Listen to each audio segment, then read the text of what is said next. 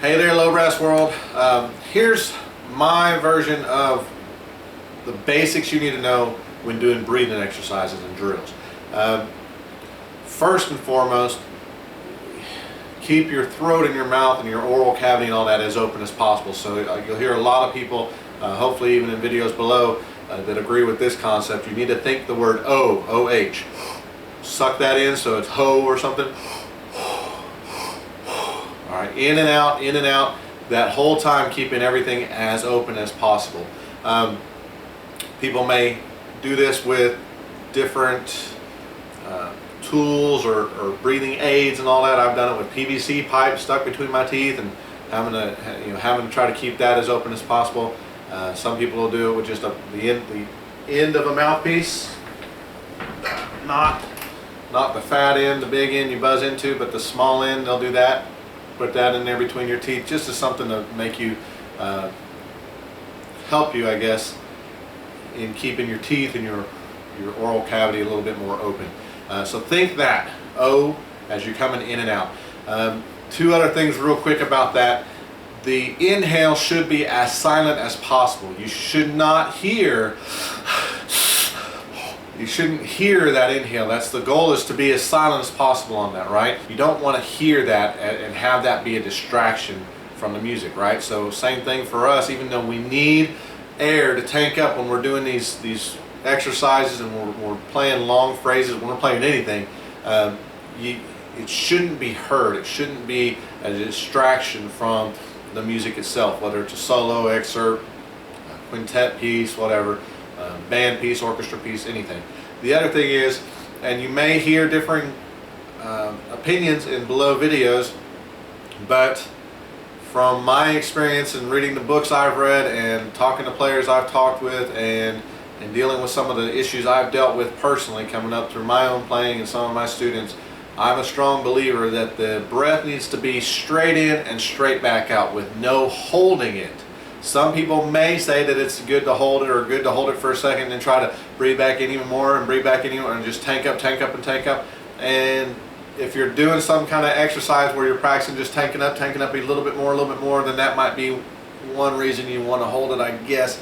But when you're practicing going from the inhale to the exhale, I'm a big proponent of no stopping the air, right? Don't hold it.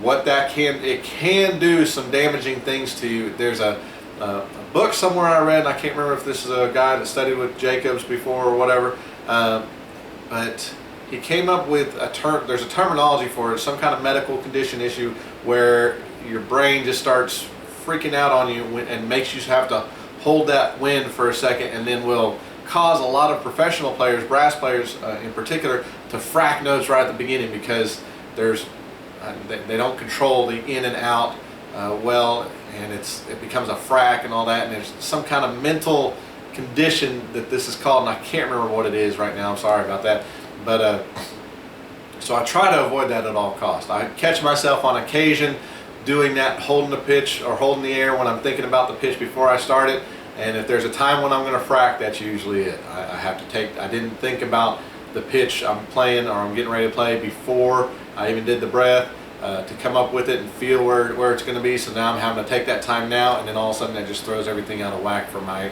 attack.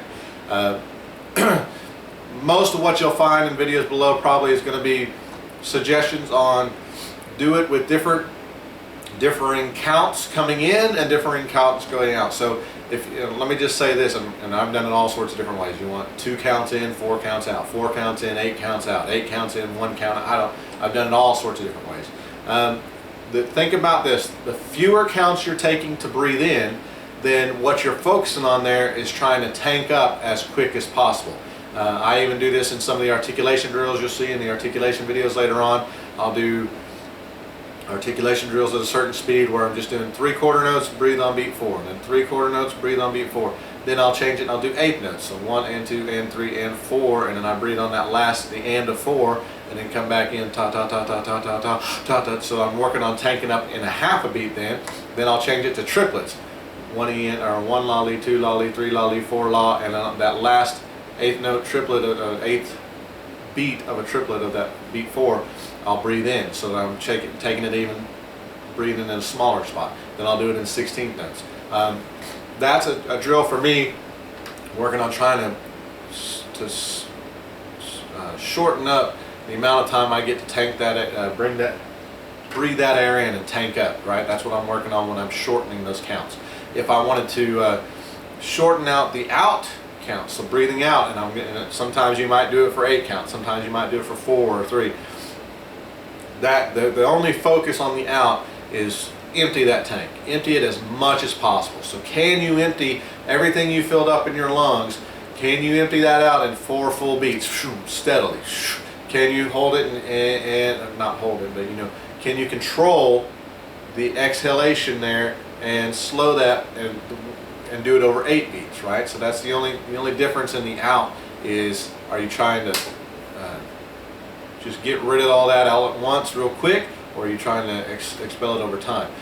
The longer counts you give yourself to breathe in, what you're focusing on there, instead of just tanking up those lungs inside your body as quick as possible, you want to take 8 counts to do that or something, 4 counts to do that, then your goal is a couple of things, right? You want to feel your lungs fill up. That's what you're working on. As you're doing that, realize this, if nobody else has told you before, and you should hear this maybe in some of the videos below, think of your lungs as balloons, right? This being the top of the balloon, that being the bottom of the balloon. This is where the air goes in. So as you know, when you've tried blowing up a balloon or you watch other people blow up a balloon, you put your mouth to the tip right there, you breathe in, and the first thing that the air does is goes to the back of that balloon, the bottom of it, and starts filling that part up and gets bigger and bigger until it starts coming closer to where the front of the balloon is at your lips. That's what needs to happen at in your lungs, right? So the bottom of the balloon is down here. The bottom of the lungs need to fill up first. If you are breathing, and I'll give you a little side view, if you're breathing more from up here, either you're raising your shoulders or you feel your chest puffing out because you want to be a buff guy and your tummy stays tucked in, that's not proper. You're thinking something about breathing that's incorrect. It's against the normal process. If you're sleeping and you watch anybody that's laying on their back sleeping or whatever, you'll realize their tummy goes up and down, not their chest going up and down. Their tummy is where the breath starts as they're breathing in and out, right? If they're taking shallow breaths, maybe you'll see their chest start rising a little bit, but when they're in a deep REM sleep and they're just breathing naturally, it's their stomach where their breath comes from, right? All of us guys don't want that. We don't want to put, even girls, we don't want to push our tummies out. It just doesn't feel attractive, right? So we want to buff up with our chest and maybe beef up with our shoulders or something, but that's against what's natural for your body, okay? So think about that. That's one thing you need to think about too. When you're doing the longer counts to exhale, then here's a challenge I would give you, right? And I think about this when I'm doing my long tones, right? Some people will do this holding the horn up. Some people will do this playing on the horn. They'll breathe in, they'll challenge themselves. I'm going to breathe in this amount of time and I'm going to breathe out and hold it for 8 counts, 12 counts, 16 counts, whatever, at certain speeds. See how measured you can make that, right? Try not to make it where it's really loud if you're playing notes in there, or you're just breathing through the horn. Try not to make it an explosion of a lot of air first, and by beats 7 or 8 you barely got anything left and you're just dwindling out. Try to make it as measured as you can. So you're working on using and controlling these muscles in here to focus that steady sound. Another thing I use that for when especially if I'm playing long tones, is the way I do my embouchure and the way I do my buzzing and all that.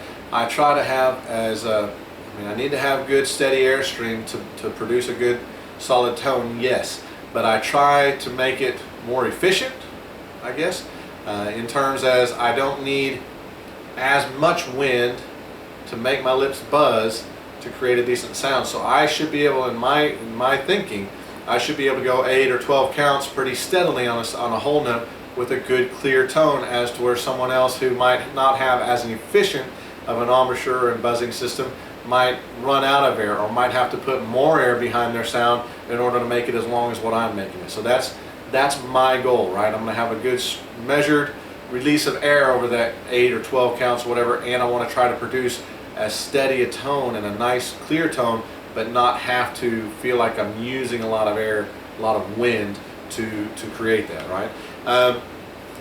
one more thing to think about. Anytime you're doing any breathing drills, whether you've got the horn in your lap and you're just blowing through the horn, whether you're playing and breathing big and all that stuff, or you're just sitting there and standing there working on breathing drills, be prepared pretty quick at a moment's notice to sit down and put the horn down. There are people that don't realize this quick enough, and they don't realize that they're getting super lightheaded, and they'll fall over.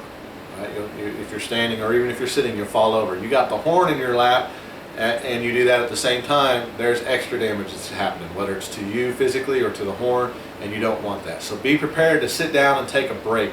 All this breathing in and out, in a practice of a breathing drill, you're going above and beyond what you normally do, what your body normally expects on an average daily basis whenever you're just sitting around talking or handling your normal daily activities, right? It's going to be a task on your body. Taking in that much oxygen and expelling it, and taking it back in and expelling it, and working on that non-stop. Breathing drills are something that's good to do in spurts, I'd say, because of that reason. Maybe do it, take a little break, come back to the horn, do some fingering drills or some other drills and all that stuff. Take a break, you come back a little bit later, do some more breathing drills, whatever. Take a break, come back to the horn, do something else. It's just something that you're not, I don't know, just depending on your preference for doing these drills and what you're using them for and what you need them for. You may not do a whole bunch of them every single day. You may not do them even daily, but when you do them, you're going to want to do them until you get to that, until you get that feeling of lightheadedness. I kind of just like people talk about when they're lifting weights and all that stuff. You want to go to the point, not of exhaustion, I guess. I don't want you to max out on all this stuff, but you want to go to the point where you feel it. You feel the burn, you feel like you're getting the exercise, you feel like you're training your body to do the right things, and then once you got that, take a break, come back to it. The next time you pick up your horn, you should be repeating that process. Whatever it is on whatever other drill you're moving on to, but you should feel that same relaxed inhalation and all that stuff you just focus on in your breathing drills. You should feel that taking effect and helping your other playing. So that's what I think about when I'm doing breathing drills, when I'm training on breathing drills for my students and all that. Give them, if you've got students of your own, give them, you can mix up the counts however you want to, but just think about the basic rules I talked about here, and I hope that helps you or helps your students out.